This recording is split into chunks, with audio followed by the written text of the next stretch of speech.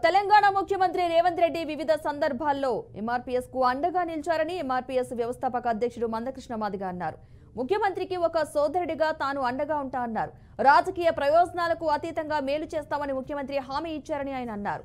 SC వర్గీకరణలో ముఖ్యమంత్రి భాగస్వామ్యమయ్యారని అన్నారు. Supreme court తీర్పు వచ్చిన వెంటనే వర్గీకరణకు అనుకూలంగా తీర్మానం చేశారన్నారు. ముఖ్యమంత్రి రేవంత్ రెడ్డితో ఆయన సమావేశమయ్యారు. జస్టిస్ షమీం అఖ్తర్ నివేదిక సిఫార్సులపై, ఎస్సీ వర్గీకరణ, రిజర్వేషన్ల అంశంపై చర్చించారు.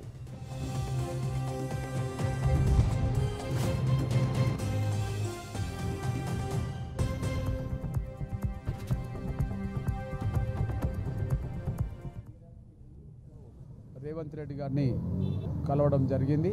ప్రధానంగా గత 3 దశాబ్దాలుగా ఎస్సీ వర్గీకరణ కోసం జరుగుతున్న పోరాటానికి సుప్రీంకోర్టు తీర్పు తర్వాత వర్గీకరణ అంశాన్ని ముందుకు తీసుకెళ్లే దిశగా తెలంగాణ రాష్ట్ర ప్రభుత్వం సోదరులు రేవంత్ రెడ్డి గారి నాయకత్వంలో మొన్న 4వ తారీఖు నాడు గౌరవ షమీం అఖ్తర్ గారి కమిషన్ నివేదికను అనుసరించి ఎస్సీ రిజర్వేషన్ల వర్గీకరణకు అనుకూలంగా శాసన మండలిలోనూ శాసనసభలోనూ తీర్మానం చేయడం జరిగింది. అందుకు ముందుగా ఎస్సీ రిజర్వేషన్ల వర్గీకరణకు అనుకూలంగా చట్టసభలో ఒక నిర్ణయాన్ని తీర్మాన రూపం ద్వారా చేసినందుకు గౌరవ ముఖ్యమంత్రి రేవంత్ రెడ్డి గారికి ధన్యవాదాలు, అభినందనలు తెలియజేయడానికి వచ్చేశాం. సోదరులు రేవంత్ రెడ్డి గారు ఎంఆర్పిఎస్ ఉద్యమం ప్రారంభమైన ఒక దశాబ్దం తర్వాత దాదాపు ఒక 2 దశాబ్దాల నుంచి తను రాజకీయాల్లోకి రాకముందు, జెడ్పీటీసీ కాకముందు నుంచే ఎంఆర్పిఎస్కు అందుబాటులో అండగా ఉన్న సోదరులు.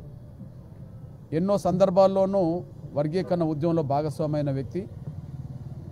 ఉద్యమాలకు వివిధ సందర్భాల్లో జరిగే ప్రతి కార్యక్రమానికి చేయూతనిచ్చిన వ్యక్తి కూడా రేవంత్ రెడ్డి గారు. అందుకనే సుప్రీంకోర్టు తీర్పు అనంతరం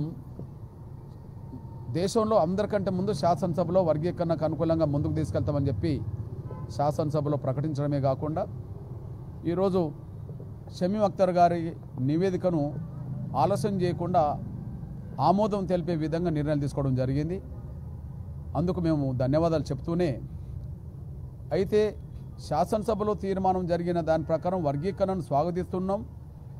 అందుకు అనుగుణంగా ముఖ్యమంత్రిగా నిర్ణయాలు తీసుకున్నందుకు ఆయనకు ధన్యవాదాలు చెప్తున్నాం.